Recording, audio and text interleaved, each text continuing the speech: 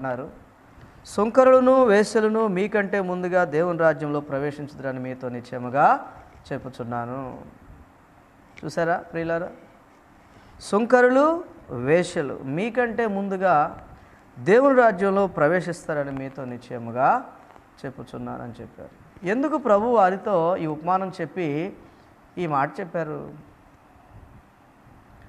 అని మనం గమనించినట్లయితే ప్రియులారా, ఇదిగో మొట్టమొదట దేవుని యొక్క ధర్మశాస్త్రము 10 ఆజ్ఞలు దేవుడు తన ప్రజలైనటువంటి ఇశ్రాయేలు ఇంటి వారికి ఇచ్చాడు, యాకోబు యొక్క సంతానానికి ఇచ్చాడు. కానీ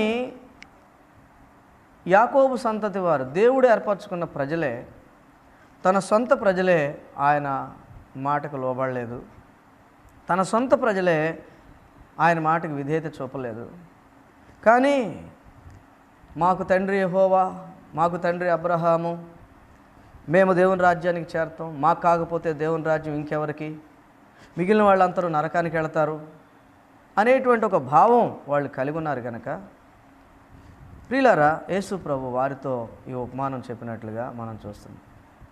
నిజమే, నేటి దినాల్లో కూడా చాలామంది ప్రియులారా ఎప్పుడో మారుమనసు పొందినటువంటి వారు 20 ఏళ్ళు, 30 ఏళ్ళు, 40 ఏళ్ళు, 50 ఏళ్ళు మారుమనసు, 50 ఏళ్ల క్రితం మారుమనసు పొందిన వాళ్ళు ప్రియులారా కొందరు తలస్తూ ఉంటారు, మేము ఎప్పుడో మారుమనసు పొందాము, మేము రక్షించబడి చాలా కాలమైంది కనుక దేవుని రాజ్యమునకు వెళ్ళేది మొదట మేమే అని తలుస్తూ ఉండొచ్చు.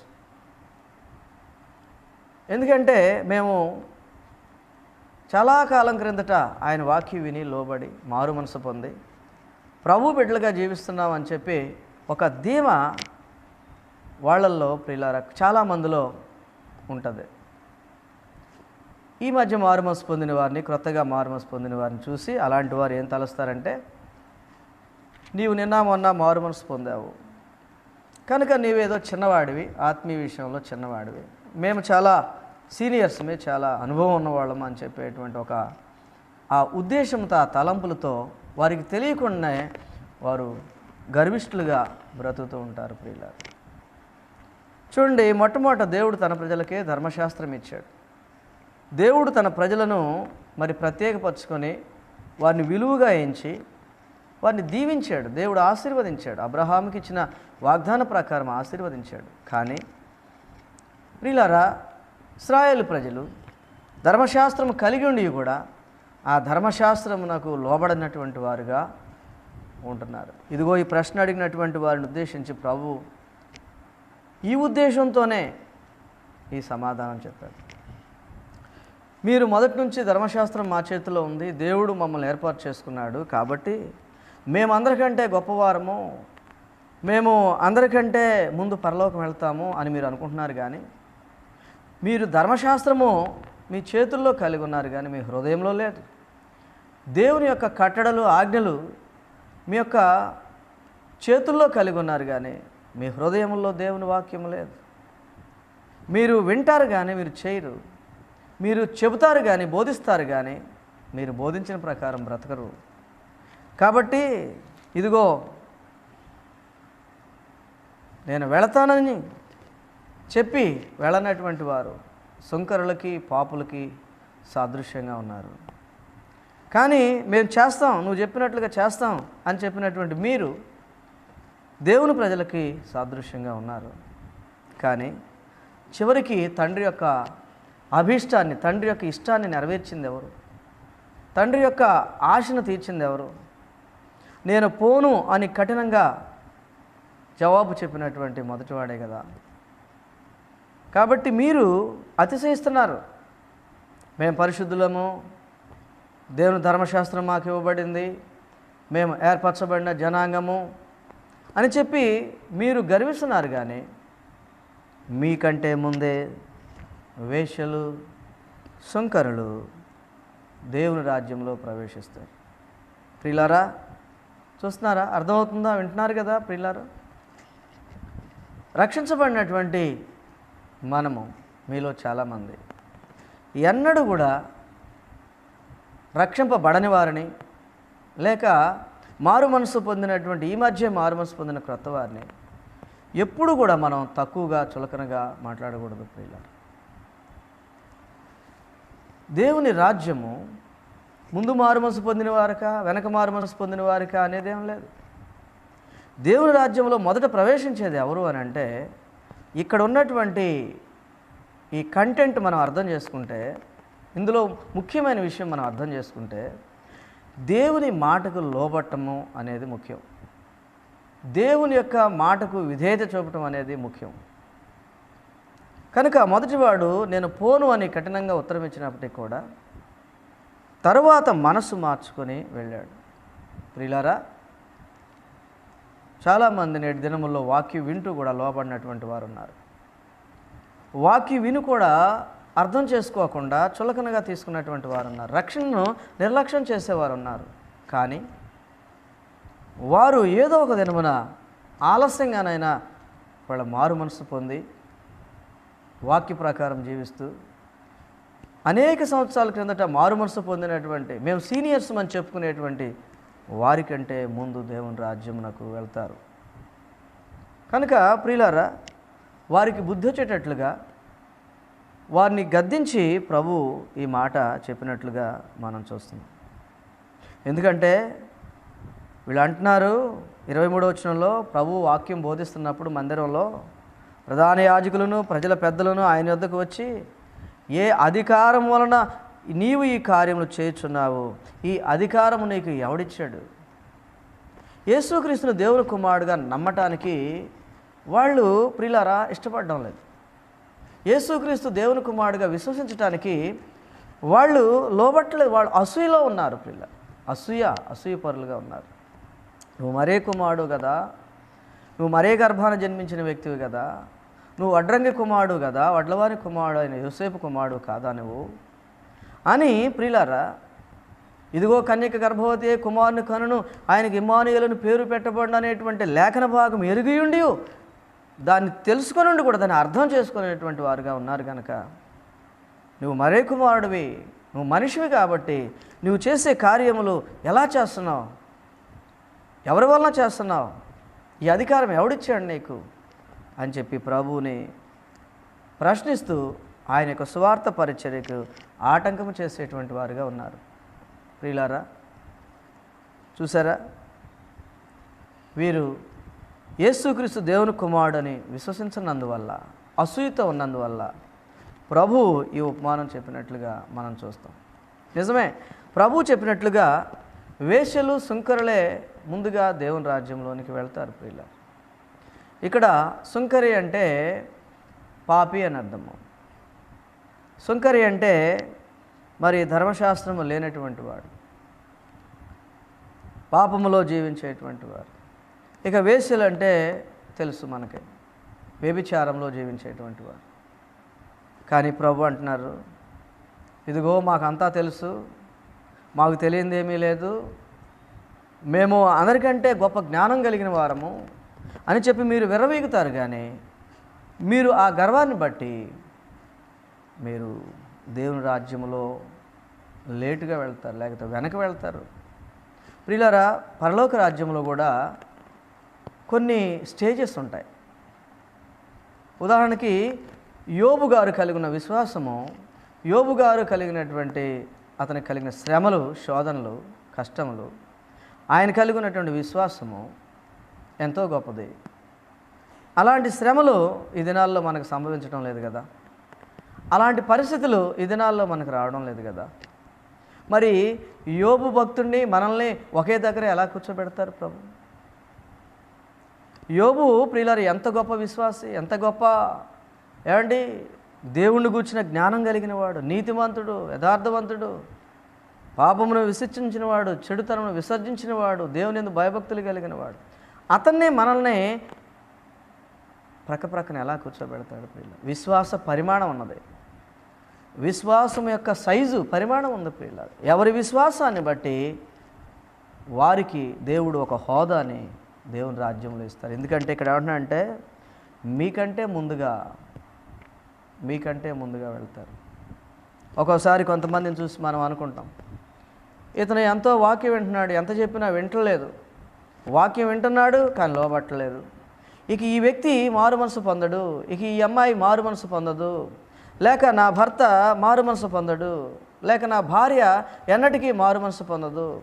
అనేకులు మారు మనసు పొందినట్లుగా చెప్పిన సాక్ష్యాలు విన్నాను, కానీ అది నా భర్త విషయంలో జరగదు, నా భార్య విషయంలో జరగదు, లేకపోతే నా కుమార్తె విషయంలో జరగదు అని చాలామంది తలుస్తూ ఉంటారు. ప్రియులారా, అర్థమవుతుందండి?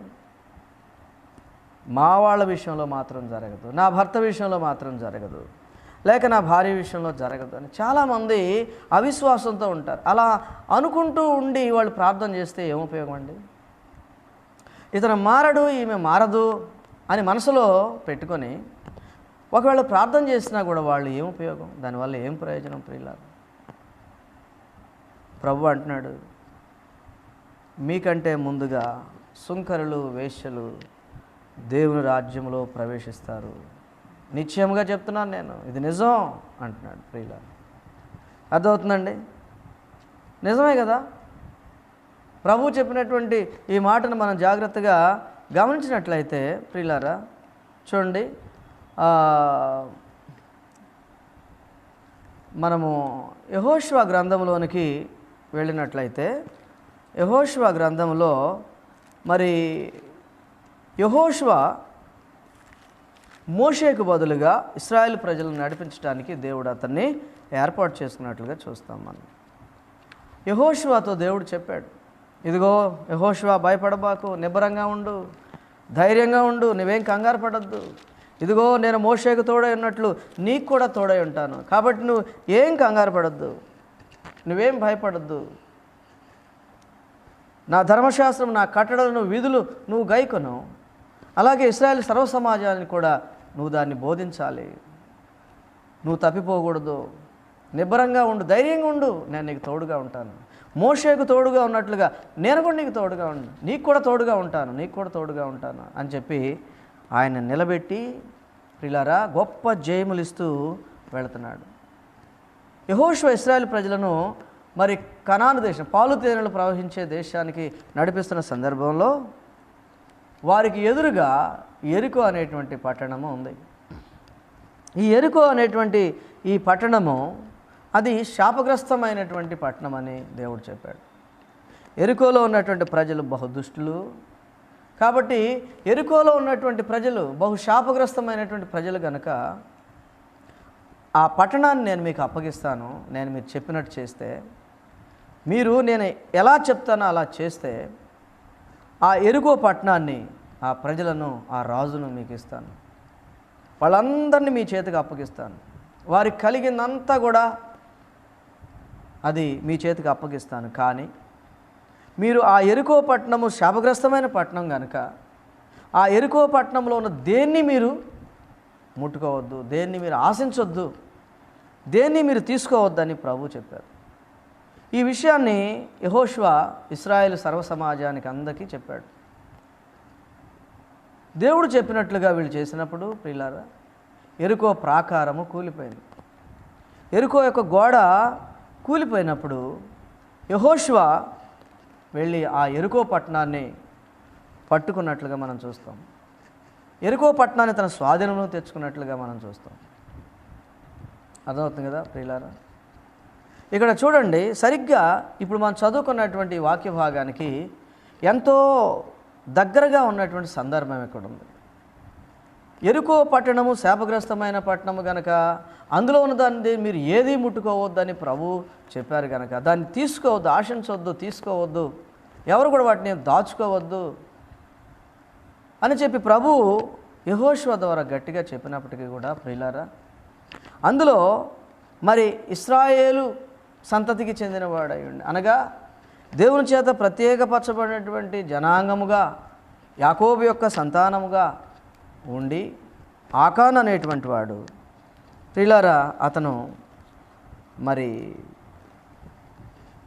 ఈ యెరికో పట్టణాన్ని దేవుడు వారికి ఇచ్చినప్పుడు అతను ప్రియులారా ఇక్కడ రాయబడి ఉంది. మనము కొంచెం 7వ అధ్యాయంలోనికి వెళ్దాం. యెహోషువ గ్రంథము 7వ అధ్యాయము. యెహోషువ గ్రంథము 7వ అధ్యాయము 20వ వచనము చదువుదాం. 20వ వచనము. ఆకాను యెహోషువతో, ఇశ్రాయేలు దేవుడైన యెహోవాకు విరోధంగా నేను పాపము చేసినది నిజము. దోపుడు సొమ్ములో ఒక మంచి షేనారు పైవస్త్రమును 200 తులముల వెండిని 50 తులముల ఎత్తుగల ఒక బంగారు కమ్మిని నేను చూచి వాటిని ఆశించి తీసుకుంటుని, ఇదిగో అదిగో నా డేరా మధ్య అవి భూమిలో దాచబడి ఉన్నవి, ఆ వెండి దాని క్రిందనున్నది. చూసారా ప్రియులారా, దేవుడు చెప్పినటువంటి మాటకు విధేయత చూపలేదు.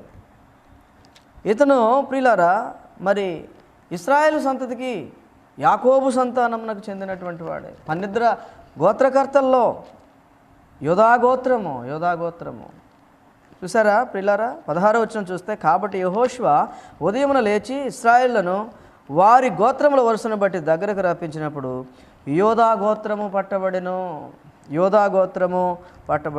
యోధా వంశమును దగ్గరకు రప్పించినప్పుడు జరహీల వంశము పట్టబడెను. జరహీల వంశమును పురుషుల వరుసను దగ్గరకు రప్పించినప్పుడు జబ్ది పట్టబడెను. 18వ వచనం, అతడును అతని ఇంటి పురుషుల వరుసను దగ్గరకు రప్పింపబడినప్పుడు యోధా గోత్రంలోని జరహు మునిమనబడును,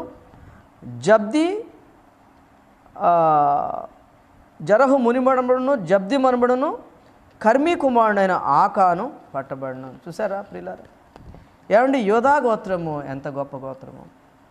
ఎందుకు? యేసుక్రీస్తు కూడా యోధా గోత్రపు సింహం. ప్రియులారా, యేసుక్రీస్తు యోధా వంశంలోంచి వచ్చినటువంటి ఆ గొప్ప వంశం ఇది. అలాంటి వంశంలో ఉండి ఈ యొక్క ప్రియులారా ఆకాన్ అనేటువంటి వాడు దేవుడు చెప్పినటువంటి మాటకు లోబడకుండా శాపగ్రస్తమైన వాటిని ఆశించి ఒక మంచి షేనారు పై వస్త్రమును, 200 తులముల వెండిని, 50 తులాల ఎత్తుగల ఒక బంగారు కమ్మిని ఆశించి తీసుకొని తన డేరా దగ్గర ఆ భూమి తవ్వి భూమిలో పాతిపెట్టాడంట. కనుక యెహోషువ ప్రియులారా దేవుడు ఈ సంగతిని చెప్పినప్పుడు వరుసగా పిలిపించి వారితో మాట్లాడుతున్నప్పుడు ఇతను పట్టబడ్డాడు. చూడండి, ఇతను ఎవరండి? అన్యజనుడా? ఏమంటే ఇతను ఎవరు? సుంకరా లేక వేశ్య జీవితానికి చెందినటువంటి వ్యక్తా? వ్యభిచార జీవితంలో చెందిన వ్యక్తా? కాదు. సాక్షాత్తు యోధా వంశంలో ఉన్నటువంటి ఒక వ్యక్తి, యేసుక్రీస్తు జన్మించినటువంటి యోధా వంశంలోని వ్యక్తి. ఇతడు దేవునికి చెందినటువంటి వ్యక్తి. అయినప్పటికీ కూడా ప్రియులారా దేవుని మాటకు లోబడకుండా దేవుడు వద్దని చెప్పిన దాన్ని ఆశించి తీసుకున్నాడు. కాబట్టి ఈ విషయాన్ని ఎప్పుడైతే యెహోషువకి చెప్పి ఒప్పుకున్నాడో, అదిగో ఆ షేనారు పై వస్త్రము, ఆ యొక్క 200 తులాల వెండి, అలాగే 50 తులాల బంగారు కమ్మి అదిగో నా డేరాలో భూమిలో దాచబడి ఉందని చెప్తే వాటిని తీశారు. వాళ్ళు తీసి ప్రియులారా చూడండి, వాటిని తీసిన తర్వాత అప్పుడు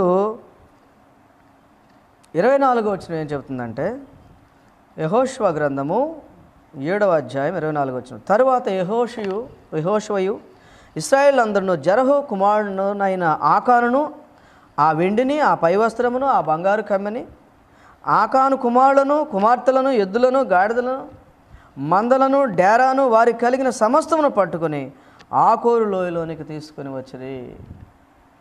ఏమండి, ఈ యొక్క ఆకానుకు సంబంధించినటువంటి వారిని అందరినీ, తన ఇంటి వారందరినీ, చివరికి అతనికి కలిగినటువంటి ఎద్దులు, గాడిదలు, అలాగే వానికి కలిగిన సమస్తాన్ని చివరికి ఏ డేరా క్రింద దాన్ని దాచాడో, ఏ డేరాలో దాచాడో ఆ డేరాను కూడా వాళ్ళు తీసుకొచ్చి ప్రియులారా ఏం చేశారట? అప్పుడు యెహోషువ అంటున్నాడు 25వ వచనంలో, నీవేళ మమ్మును బాధపరిచితివి, నేడు యెహోవా నిన్ను బాధపరచుననగా. దేవుడు చెప్పినట్టుగా నువ్వు చేయలేదు కాబట్టి ఆకాను, నిన్ను బట్టి ఇదిగో నీ కుటుంబానికి, నీకు కలిగినటువంటి సమస్తానికి ఇదిగో ఈ శిక్ష వస్తుంది. ఎందుకంటే నువ్వు మమ్మల్ని బాధపరిచావు.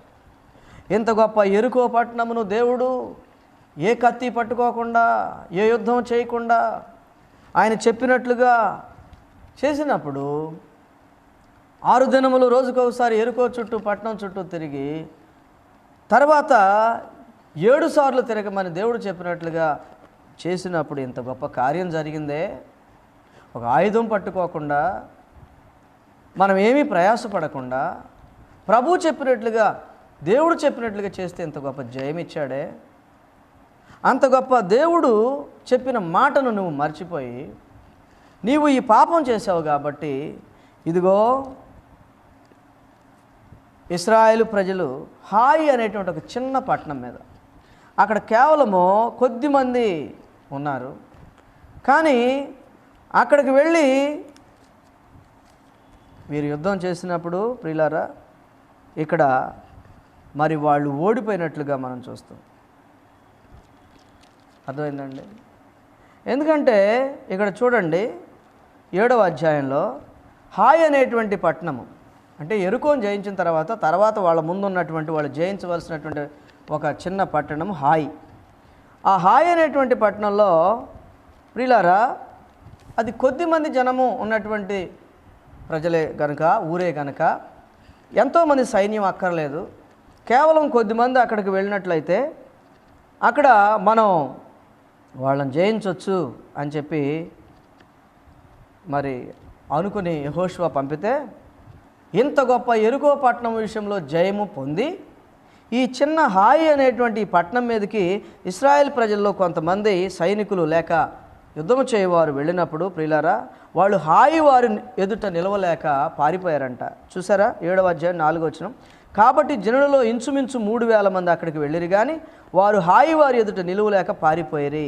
అప్పుడు హాయి వారు ఇశ్రాయేలు ప్రజల్లో, అనగా వారిలో అంటే ఇశ్రాయేలు ప్రజల్లో 36 మనుషులను హతము చేసిరి. చూసారా ప్రియులారా, ఇంత గొప్ప యెరికో పట్టణం విషయంలో గొప్ప జయమిచ్చాడు దేవుడు. ఒక కత్తి పట్టుకోకుండా, రక్తము చిందించకుండా, అనగా వీరి సొంత శక్తియుక్తులు ఉంచకుండా దేవుడే వారికి తోడుగా ఉండి దేవుడు చెప్పినట్లుగా వారు చేయటం వలన ఆ యెరికో పట్టణ ప్రాకారము కూలిపోయి గొప్ప జయము ప్రభువిస్తే, చిన్న పట్టణమైనటువంటి హాయి మీదకి వెళ్ళినటువంటి ఇశ్రాయేలు ప్రజల్లో 3,000 మంది ప్రజల్లో ఆ హాయి వారు వీళ్ళ మీద ఎదురు తిరిగి ఇశ్రాయేల్ ప్రజల్లో 36 మందిని చంపేశారట. ఎందుకు వచ్చింది అపజయము ప్రియులారా? ఏమండి, ఇదిగో ఆకాను చేసినటువంటి తిరుగుబాటు. ఆకాను దేవుని యొక్క వాక్యమునకు, దేవుని యొక్క మాటకు లోబడకుండా, యెహోషువ చెప్పిన మాటకు లోబడకుండా ఈ యొక్క పట్టణంలో ఉన్నటువంటి యెరికో పట్టణంలో ఉన్నటువంటి దేన్ని మీరు ముట్టుకోవద్దు, అది శాపగ్రస్తమైంది అని చెప్పి దాన్ని ముట్టుకోవద్దు అని చెప్పితే దేవుని మాట వినకుండా యెరికో పట్టణంలో ఉన్నటువంటి వాటిని ఆశించి తీసుకున్నందున ఇశ్రాయేలు ప్రజలకు గొప్ప అవమానం ఎదురైంది ప్రియుల, అపజయం ఎదురైంది.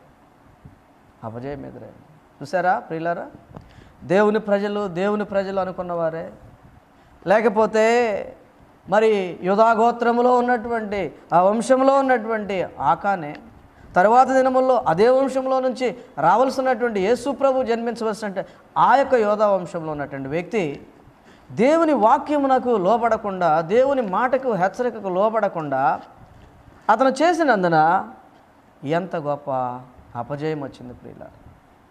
36 మంది ఇశ్రాయేల్ చనిపోయారు. ఏమండి, 36 మంది చనిపోయారు. చూసారా, అందుకని దేవుడు కోపించి యెహోషువకు చెప్పగా, యెహోషువ ఈ పాపము చేసింది ఎవరని చెప్పి ఒక్కొక్క వంశం దగ్గరకు రప్పించినప్పుడు ఇతను పట్టబడ్డాడు. తర్వాత ఇదిగో నేను ఇలా చేసింది నిజమే అని అడిగిన దాకా చెప్పలేదు. 36 మంది చనిపోవడానికి కారకుడై యెహోషువ అడుగుతున్నప్పుడు చెప్తున్నాడు. కొందరు చూడండి అనేకమైన బుద్ధిహీనతలు కలిగి ఉంటారు, రహస్యంగా కొన్ని బుద్ధిహీనతలు కలిగి ఉంటారు, రహస్యంగానే కొన్ని తప్పులు చేస్తుంటారు. ఇక్కడ సంఘంలో ఎవరూ లేరులే, పాస్టర్ గారు చూడడం లేదులే అని రహస్యంగా వాక్య విరుద్ధమైనటువంటి కార్యకలాపాలు కొన్ని జరిగిస్తుంటారు. దేవుని యొక్క వాక్యమునకు లోపడకుండా ప్రియులారా, ఏమండి, వాక్య విరుద్ధంగా వారు జరిగిస్తారు. కానీ దేవుడు వారిని ప్రేమించి వారు చేసిన తప్పును వారు ఒప్పుకునేటట్లుగా, వారు శిక్షకు గురి కాకుండా ఉండేటట్లుగా దేవుడు వాక్యం ద్వారా తన సేవకుని ద్వారా గద్దించినప్పుడు దేవుడు తన వాక్యంలో సేవకుల ద్వారా గద్దిస్తున్నప్పుడు కూడా లోబడకుండా ఆ కఠినత్వము, ఆ లోకపు యొక్క మనసు, ఆ దిద్దుకునేటువంటి లోబడినటువంటి సరి చేసుకునేటువంటి ఆ తత్వము లేనందువల్ల, పశ్చాత్తాపడేటువంటి ఆ మనసు లేనందువల్ల ప్రియులారా వారు అనేకమైనటువంటి శ్రమలకు, శిక్షలకు గురైపోతూ ఉంటారు. ప్రియ సహోదరి సహోదరుడా, చూస్తున్నారా? దేవుని ప్రజలుగా పిలువబడుతున్నవారు అనగా మారు మనసు పొంది నీటి బాప్తిసం తీసుకొని ప్రభు యొక్క రక్తమాంసంలో పాలు పంపులు పొందుచు కూడా దేవుని వాక్యమునకు నీవు అవిధేయత చూపించినట్లయితే, దేవుడు నిన్ను హెచ్చరిక చేస్తున్నప్పటికీ కూడా నీ తప్పును నీవు ఒప్పుకొని దిద్దుకొని సరిచేసుకోకపోయినట్లయితే, పశ్చాత్తాపడకపోయినట్లయితే ఆకానుకు వచ్చింది శాపము, శిక్ష. రక్షించబడిన మనము కూడా బుద్ధిపూర్వకంగా పాపం చేసినట్లయితే, మారు మనసు పొందిన తర్వాత కూడా బుద్ధిపూర్వకంగా మనం పాపం చేసినట్లయితే ప్రియులారా దేవుని యొక్క శిక్ష తప్పదు. దావీదు మహారాజు దేవుని కృపను చిన్నప్పటి నుంచే పొందుకున్నాడు. అతడు మందలు కాసుకుంటున్నప్పటి నుంచే పొందుకున్నాడు. మందలోనికి ఒకసారి సింహము, ఒకసారి ఎలుగుబంటి వచ్చి ఆ మందలో ఉన్నటువంటి ఎత్తుకొని పోతున్నప్పుడు ప్రియులారా దేవుని యొక్క శక్తి, దేవుని యొక్క సన్నిధి, దేవుని యొక్క మరి కాపుదల కలిగి ఉండి ఆ రెండు మృగముల వెంట పడి వాటిని పట్టుకొని వాటి నోళ్లను చీల్చి చంపి వాటి నోళ్లలో ఉన్నటువంటి తన యొక్క ఆ గొర్రె పిల్లలను తెచ్చుకున్నటువంటి పరిస్థితి ఉంది. అంటే చిన్నప్పుడే దేవుని యొక్క కాపుదల, చిన్నప్పుడే దేవుని యొక్క సన్నిధి, దయ పొందుకున్నటువంటి వ్యక్తి. నాకు సందర్భంలో రాజు అయిన తర్వాత అతడు గర్వించి అందరూ యుద్ధానికి వెళితే ఇతను ప్రార్థన చేయకుండా మిద్దె మీదకి వెళ్ళి ప్రియులారా పచారులు చేస్తూ అటు ఇటు చూస్తుండగా పాపంలో పడిపోయిన విషయం మనకు తెలుసు. ఆ వాక్య భాగం మనకు తెలుసు. చూసారా ప్రియులారా, దేవుని యొక్క కృపలను మనం పొందుకొని దేవునికి లోబడి దేవుని వాక్యానుసారంగా మనం జీవించకపోయినట్లయితే దావీదు మీదకి దేవుని యొక్క శిక్ష వచ్చింది. అతడు పశ్చాత్తాపడ్డాడు, ఒప్పుకున్నాడు తర్వాత నాతాను గద్దించినప్పుడు. కానీ నీవు తెలిసి చేసావు గనక, నీవు నన్ను లక్ష్యము చేయక, నేనంటే నీకు లెక్క లేకుండా పోయింది కదా అని ప్రియులారా దావీదుకు అతని క్షమాపణ ఇచ్చాడు కానీ, క్షమించాడు కానీ శిక్షలతో కూడినటువంటి, నష్టములతో కూడినటువంటి, అవమానములతో కూడినటువంటి క్షమాపణ దొరికింది అతనికి. తన కుమారుడు తన ఇంటి వారితో, నీ ఇంటి వారితో నీకు సదాకాలం యుద్ధం కలుగుతుందని చెప్పాడు. తన కుమారుడైన అబ్షాలోమే తన తండ్రి యొక్క సింహాసనాన్ని లాక్కోవటానికి యుద్ధానికి వచ్చినట్లుగా మనం చూస్తాం. తర్వాత భయంకరమైన అవమాన కార్యక్రమాలు, అవమాన క్రియలు అతడు కళ్ళారా చూసేటట్లు దేవుడు చేశాడు. ఎందుకంటే దేవుని ప్రజలుగా క్రీస్తు ప్రభు యొక్క రక్తంలో మనం కడగబడి ఆయన కుమారుడుగా, కుమార్తెలుగా మనం జీవిస్తూ మనము బుద్ధిపూర్వకంగా తప్పిదం చేసినప్పుడు, పాపం చేసినప్పుడు దేవుడు ఖచ్చితంగా శిక్షిస్తాడు. ఒకవేళ క్షమాపణ దొరుకుతుంది కానీ నెలలు, రోజులు, సంవత్సరాలు ఒకవేళ పశ్చాత్తాపడవలసి ఉంటుంది. అంతేకాకుండా శిక్షలతో కూడిన క్షమాపణ దొరుకుతుంది. చూసారా ప్రియులారా, ఇక్కడ ఆకాను దేవుడు చెప్పినటువంటి మాటకు లోబడినందువల్ల ఏం జరిగిందండి? ఈ ఆకోరు లోయలోనికి తీసుకుని వెళ్ళి అతనిని, ఇంటి వారందరినీ, ఏమండి చూడండి, భార్యలను, పిల్లలను, కుమార్తెలను, కుమారులను, అతనికి కలిగిన సమస్తాన్ని, పశువులను, గాడిదను, చివరికి ఆ టెంట్ కూడా, ఆ ఏ గుడారంలో దాన్ని దాచాడో ఆ పాపాన్ని, ఆ అపవిత్రమైన వస్తువుల్ని మొత్తాన్ని తీసుకెళ్ళి ప్రియులారా ఇక్కడ మనం చూస్తున్నాము. ఏమండి తనకు కలిగిన సమస్తము తీసుకెళ్ళి ఏం చేశారు? వాళ్ళు రాళ్లతో, అందరూ రాళ్ళు వేసి అతన్ని చావగొట్టారు ప్రియులారా. కాబట్టి ఆ రాళ్ల కుప్ప నేటి వరకు ఉంది. దాని పేరు ఆకోరు లోయ, అనగా బాధలోయ. ఏంటి బాధలోయ? ఆకాను కుటుంబం అంతా బాధపడినందుకు బాధలోయ?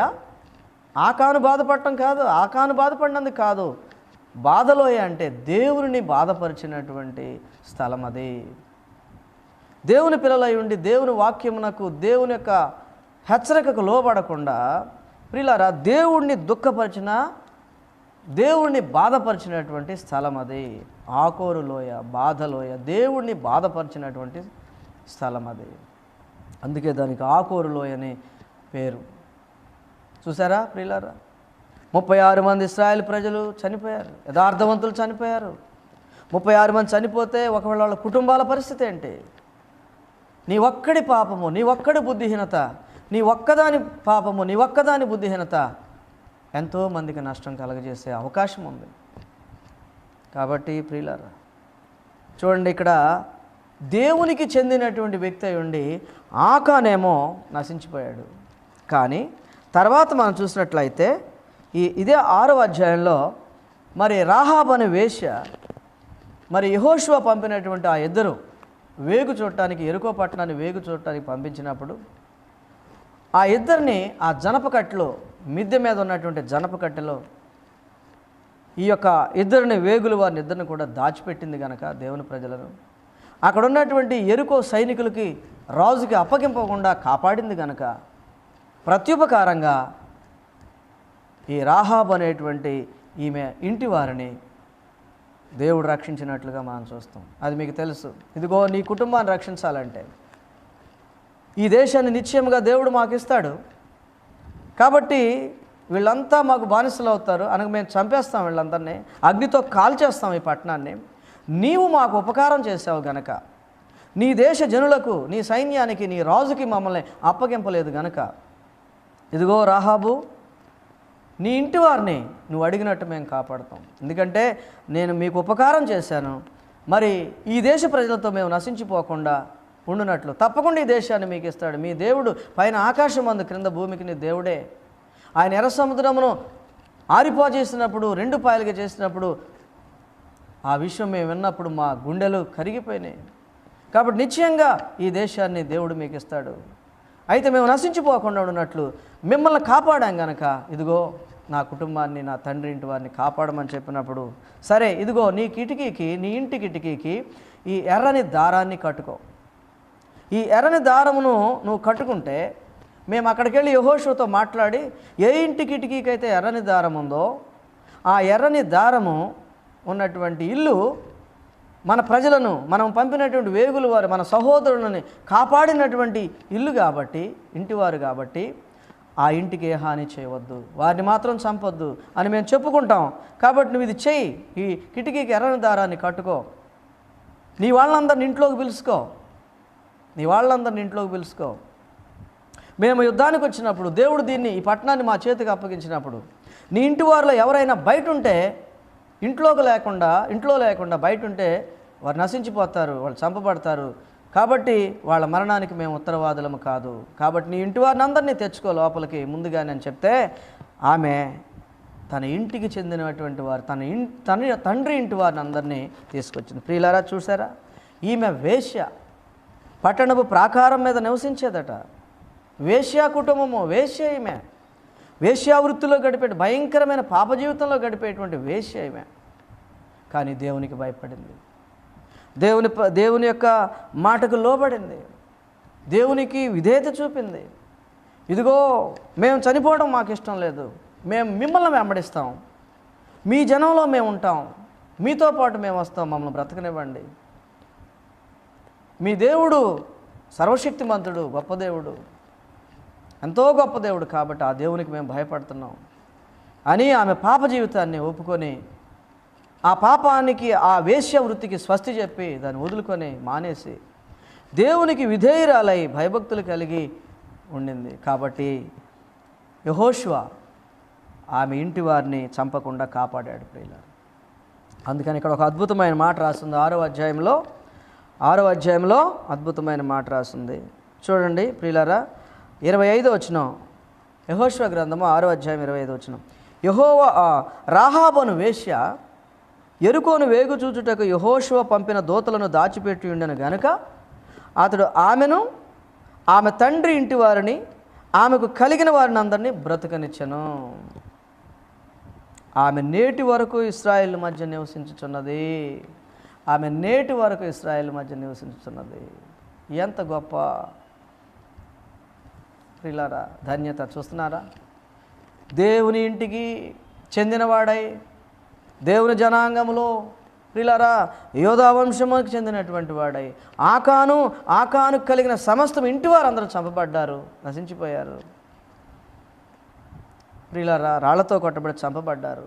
కానీ పాపములో బ్రతుకుతున్నటువంటి వేశ్య కుటుంబము దేవుని యందు విశ్వాసం ఉంచి, దేవునికి భయపడి, తన పాప జీవితం ఒప్పుకొని దేవుని ప్రజలతో సహవాసం చేయాలి, దేవుని ప్రజల్లో నేను ఉండాలి, నేను చనిపోకూడదు, నేను బ్రతకాలి, ఆ దేవుని ప్రజలతో నేను సహవాసం చేయాలి అని గొప్ప నమ్మకంతో దేవునికి భయపడి, ప్రియులారా, ఆమె లోబడింది గనక ఏం జరిగిందంటే అండి, ఆమె నేటి వరకు ఇశ్రాయేలు మధ్య నివసించుచున్నది. ఏంటండి, యెరికో అనేటువంటి పట్టణము శాపగ్రస్తమైన పట్టణం. అంటే యెరికో పట్టణ నివాసి, అంటే యెరికో సిటిజన్ ఏమండి, ఆమె కుటుంబం అంతా ఇశ్రాయేలు వంశానికి చెందినటువంటి వారిలో లెక్కించబడిందంట. అవును ప్రియులారా, విశ్వాసమును బట్టి ఏమండి, యూదుడని లేదు, గ్రీసు దేశస్థుడని లేదు, అన్యుడని లేదు, లేక యూదుడని లేదు, స్వతంత్రుడని లేదు. ఎవరైతే యేసుప్రభు నందు విశ్వాసం ఉంచుతారో, అనగా వారి పాపం ఒప్పుకొని దుర్నీతి నుండి తొలగిపోతారో, ఆయన నమ్ముకుంటారు, ఆయన యొద్దకు వచ్చు అని ఆయన ఎంత మాత్రం బయటికి త్రోసివేయడు. ఆయన ఖచ్చితంగా స్వీకరిస్తాడు. యూదుడని లేదు, గ్రీసు దేశస్థుడని లేదు, అందరికీ రక్షణ ఇస్తాడు యేసుప్రభు. ప్రభు చెప్పాడు ఇందాక ఉపమానంలో, చెప్పండి, మొదటివాడ తండ్రి యొక్క ఇష్టాన్ని నెరవేర్చింది, రెండోవాడ. మొదటివాడు నేను పోనని కఠినంగా ఉత్తరం ఇచ్చాడు, కానీ పిమ్మట మనసు మార్చుకొని పోయాడు. కానీ రెండోవాడు వెళ్తానన్నాడు, కానీ వెళతానని విధేయత చూపినట్టు మాట్లాడాడు, కానీ ఆ మాటకు లోబడలేదు, అతడు వెళ్ళలేదు ద్రాక్ష తోటలో పనికి. కాబట్టి మొదటివారు కడపటి వారు అవుతారు, కడపటి వారు మొదటివారు అవుతారు. ఎంతమంది ఈ రోజుల్లో ప్రియులారా క్రైస్తవులు అని చెప్పుకునేవాళ్ళు బోళ్ళెంతమంది ఉన్నారు ఏమండి. చర్చిల్లో బోళ్ళంతమంది జనం కనిపిస్తున్నారు, గుంపులుగా చర్చిల్లో కనిపిస్తున్నారు. కానీ నిజముగా ఎంతమంది క్రైస్తవులు, నిజముగా దేవుని మీద విశ్వాసం ఉంచిన వారు ఎంతమంది? నిజంగా ప్రభు వస్తే ప్రభు యొక్క రాజ్యంలో ప్రవేశించేది ఎంతమంది ప్రియులారా? పేరుకి క్రైస్తవుడుగా, పేరుకు దేవుని ఇంటికి చెందినవాడుగా, పేరుకు నేను దేవుని బిడ్డగా అని చెప్పుకుంటే ఉపయోగం లేదు ప్రియులారా. క్రియలు కావాలి, విశ్వాసం కావాలి. చూడండి, విశ్వాసమును బట్టి రాహాబును వేశ్య ఆ యెరికో పట్టణ తన దేశ ప్రజలతో చావకుండా తాను తన తండ్రి ఇంటి వారు సజీవులుగా ఉన్నారు. అంతేకాదు, ఆమె నేటి వరకు ఇశ్రాయేలు మధ్య నివసించుచున్నది. ఎంత గొప్ప ధన్యత ప్రియులారా. ఇదే కదా మన ప్రభు అయినటువంటి యేసుక్రీస్తు ఇక్కడ చెప్పారు. ఇందా మనం చదువుకున్నటువంటి మూలవాక్యంలో మత్తయి సువార్త 21వ అధ్యాయంలో చదివిన ఉపమానంలో ఆయన చెప్పినటువంటి 21వ అధ్యాయంలో ప్రియులారా 31వ వచనంలో ఏం చెప్తున్నారు? వేశ్యలు మీకంటే ముందుగా దేవుని రాజ్యంలో ప్రవేశిస్తారు. సుంకరులు, వేశ్యలు మీకంటే దేవుని రాజ్యంలో ముందుగా ప్రవేశిస్తారు. ప్రియ సహోదరి సహోదరుడు, ఈ వాక్యం వింటున్నటువంటి నీవు, నేను చాలా క్రిందట మారు మనసు పొందాను, నేను చాలా క్రిందట రక్షించబడి చాలా గొప్ప అనుభవం కలిగి ఉన్నాను అని ఒకవేళ నీలో నీకు తెలియకుండానే ఒక గర్వపు మనసు కలిగి ఉన్నావా? ఇంకా రక్షణ పొందిన వారిని చూచో, లేకపోతే క్రొత్తగా రక్షణ పొందిన వారిని చూచో నీవు వాళ్ళని తక్కువ చేసి ఒకవేళ మాట్లాడుతున్నావా? ప్రియ సహోదరి సహోదరుడా, దేవుని వాక్యాన్ని గమనించు. ఇక్కడ ఈ వేశ్య కుటుంబము ప్రియులారా దేవుని యొక్క ఇంటిలోనికి ప్రవేశించింది. అది పాత నిబంధన కాబట్టి కొత్త నిబంధనలో ప్రభు దేవుని రాజ్యం అని చెప్పాడు.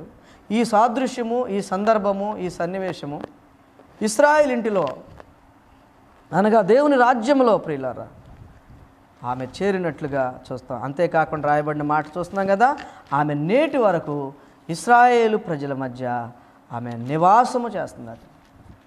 యెరికో పట్టణ నివాసి ఏమండి ఇశ్రాయేలు ఇంటికి చెందిందంట విశ్వాసమును బట్టి.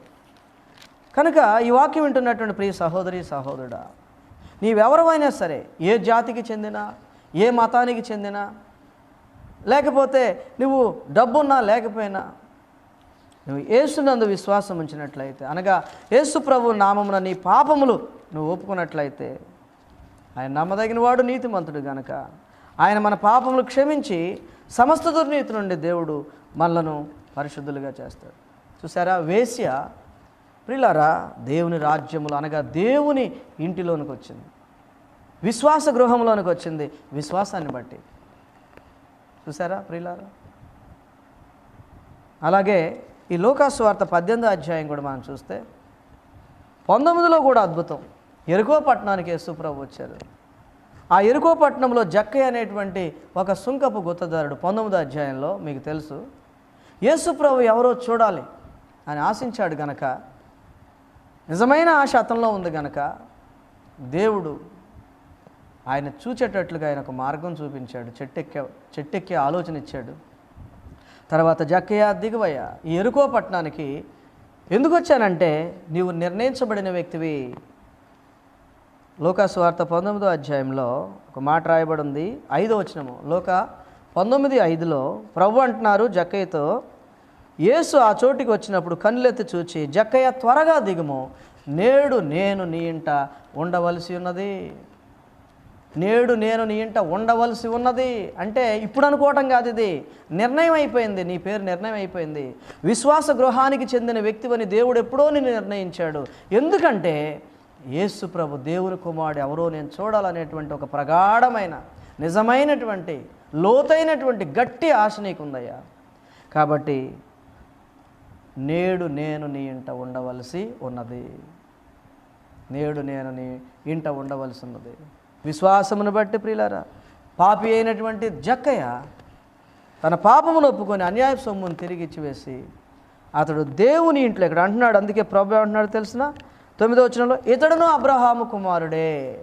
అదేంటండి, యెరికో పట్టణంలో ఉన్నటువంటి జక్కయ్య అబ్రహాము కుమారుడు ఎలా అవుతాడు? శాపగ్రస్తమైనటువంటి యెరికోలో నివసిస్తున్నటువంటి, మోసాలు చేసి ధనవంతుడిగా ఉన్నటువంటి, అన్యాయం చేసి ధనవంతుడిగా ఉన్నటువంటి జక్కయ్య, ఈ మోసగాడు ఎలాగ అబ్రహాము ఇంటికి చెందినవాడు అవుతాడు? అవును, యేసు ప్రభు నా ఇంటికి వచ్చారు, పరిశుద్ధుడు నా ఇంటికి వచ్చాడు, కాబట్టి ఇక నేను పాపంలో బ్రతకూడదు. పరిశుద్ధుడు నా గృహంలో అడుగుపెట్టాడు దేవుని కుమారుడు. నేను నా హృదయంలో కానీ నా జీవితంలో కానీ నా ఇంట్లో కానీ ఇక పాపం అనేది ఉండటానికి వీల్లేదు అని చెప్పి తను తగ్గించుకొని పాపం ఒప్పుకొని తనవి కానివన్నిటిని కూడా 4 గంటలు నేను మళ్ళీ తిరిగి ఇచ్చేస్తానని చెప్పాడు. ప్రియ సహోదరి సహోదరుడా, ఎవరు దేవుని రాజ్యానికి ముందు వెళ్ళారు? కానీ ఆ గ్రూపులో యేసు ప్రభుతో అప్పుడు ఉన్నటువంటి ఆ గుంపులో ఉన్నటువంటి వాళ్ళు ఏమంటున్నారు తెలిసిన, ఇతడు పాపి అయిన మనుషుని ఇంట బస చేయవెళ్ళనని చాలా సణుగుకొనిరి. చూసారా, మేం కదా నీతిమంతులు, ఈ పాపింటికి వెళ్తాడేంటి? ఒకవేళ యేసు ప్రభు వస్తే కనుక మా ఇంటికి, మా బోటోళ్ళ ఇంటికి రావాలి. కానీ మేము ఎందుకంటే ఇశ్రాయేల్ ఇంటికి చెందిన వారం, మేము యాకోబు సంతతి, మా తండ్రి అబ్రహాము, మాకు ధర్మశాస్త్రం ఇవ్వబడింది, కాబట్టి మేము ప్రాముఖ్యమైన వారం కనుక యేసు ప్రభు వస్తే మా ఇంటికి రావాలి. కానీ మేము నీతిమంతులం కాబట్టి మా ఇంటికి రావాలి, కానీ ఈ పాపింటికి వెళ్తున్నాడేంటి అని సణుక్కున్నారు ప్రియులారా. చూసారా, దేవుని వాక్యాన్ని గమనించండి ప్రియులారా. ప్రభువు చెప్పారు, మీకంటే ముందుగా మీకు చాలా ధీమానయ్యా, మాకు ధర్మశాస్త్రం ఇవ్వబడింది, మేము యోధా వంశము, లేకపోతే మేము ఇదిగో మరి మా తండ్రి యెహోవా అబ్రహాము సంతతి మేమని మీరు చెప్పుకుంటున్నారే, కానీ అబ్రహాముకున్న విశ్వాసం మీకుందా? కాబట్టి మీకంటే ముందు మీరు లోబడరు. మీరు మొదటివారే, కానీ మీరు లోబడరు. మీ చేతిలో ధర్మశాస్త్రం ఉంది, మీరు బోధిస్తారు, కానీ ఆ బోధ ప్రకారం మీరు జీవించరు.